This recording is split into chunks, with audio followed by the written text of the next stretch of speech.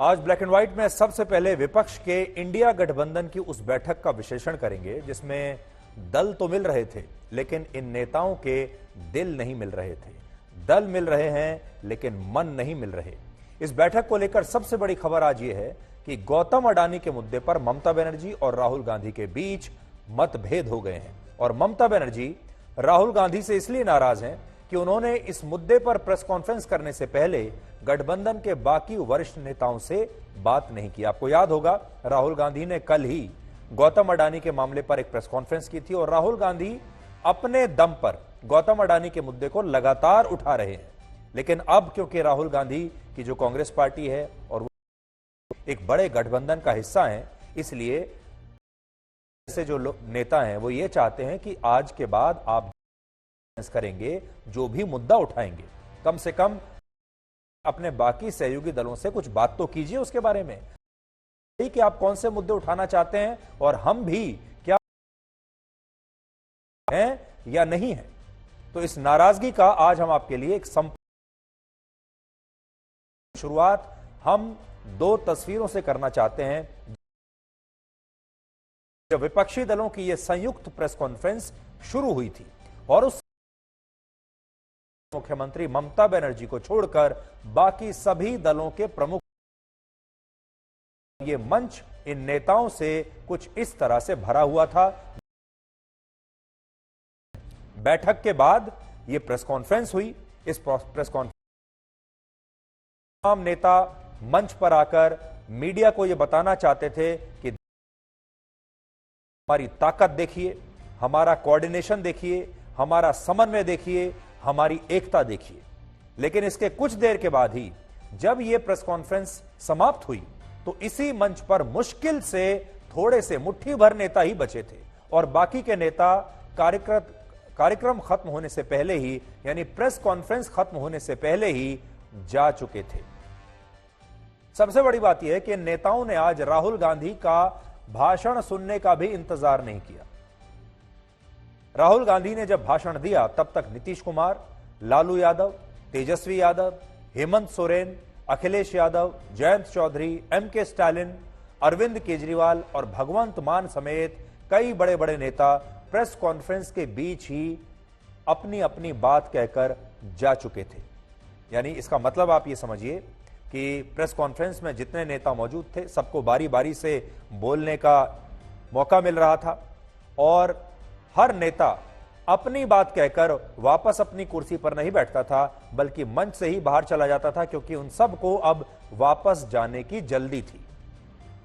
और जब राहुल गांधी की बारी आई बोलने की तब उस समय तक बहुत कम नेता ही मंच पर मौजूद थे।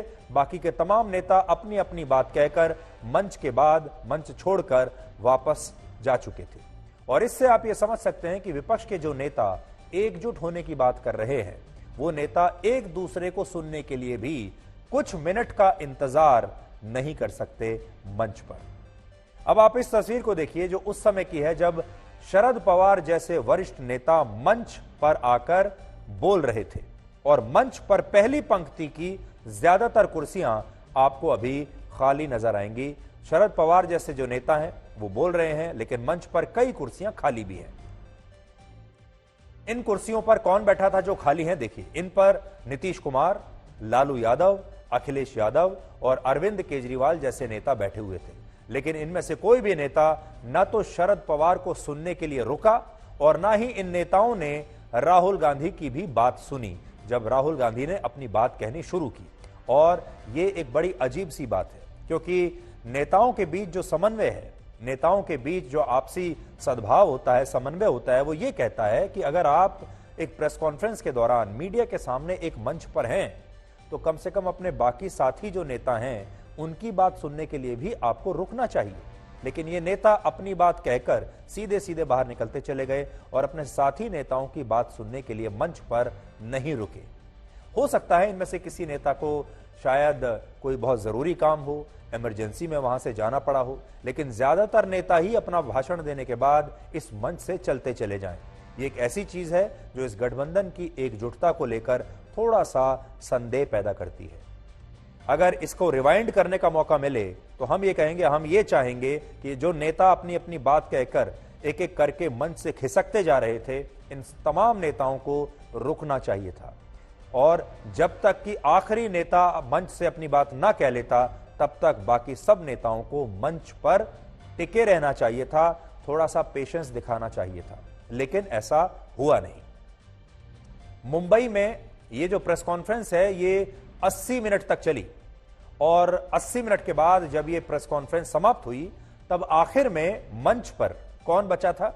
शरद पवार, मल्लिकार्जुन खड़गे, राहुल गांधी, उद्धव ठाकरे, फारूक अब्दुल्ला और लेफ्ट पार्टियों के नेता ही तब तक बचे थे और बाकी सब जा चुके थे।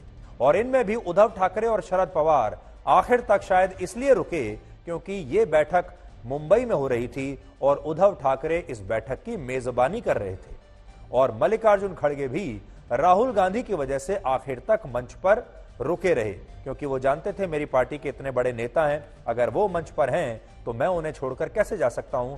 तो खड़गे साहब भी राहुल गांधी के सम्मान में रुके रहे। ठाकरे साहब इसलिए रुके रहे क्योंकि वो खुद मेजबान थे। ठाकरे साहब के साथ शरद पवार भी इसलिए रुके रहे क्योंकि वो भी एक मेजबान की भूमिका में थे, क्योंकि वो भी मुंबई से ही हैं, महाराष्ट्र से ही हैं और उनके शहर में ये बैठक हो रही है, इस करके ये लोग रुके रहे। कहते हैं कि एक तस्वीर 1000 शब्दों के बराबर होती है और आज हमने आपके लिए कुछ ऐसी ही तस्वीरें निकाली हैं जब विपक्षी दलों के ये सारे नेता एक एक करके वहां से जा रहे थे और इंडिया गठबंधन का मंच धीरे धीरे खाली होता जा रहा था और इन तस्वीरों में विपक्ष की एकता आपको शायद कहीं दिखाई न दे। सभी प्रमुख नेता विराजमान हो गए हैं। सभी का स्वागत। इस विशाल मंच पर लगभग सभी 28 पार्टीज के प्रमुख नेता, 6 राज्यों के मुख्यमंत्री इस बैठक में शामिल हो गए। इंडिया के विरोधी दल में घबराहट हो रही है, तो ये जो डर है सब लोगों को हम एक विश्वास दिलाना चाहते हैं कि डरिए मत। भयमुक्त भारत के लिए हम सारे लोग इकट्ठा आए हैं। सबका उद्देश्य एक ही है कि महंगाई को कैसा कम करें। तो आप सब लोगों को मालूम है कि आज तीसरी मीटिंग हुई है। அது அரசு நிகழ்ச்சியா இருந்தாலும் சரி, கட்சி நிகழ்ச்சியா இருந்தாலும் சரி, விடைபெறுகிறேன். நன்றி, வணக்கம்.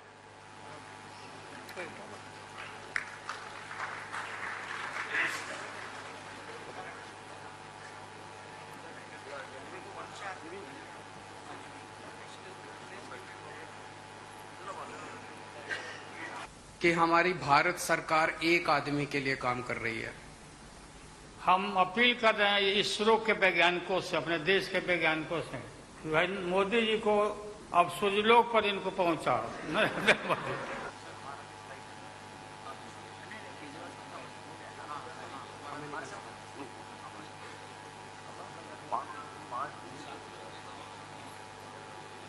State level state sharing all the discussions will take place at the state level. अच्छा बताइए Lalu ji.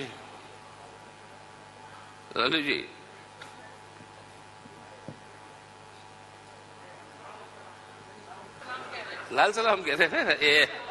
That is economic, social and political. That justice for all. The most important thing to understand is that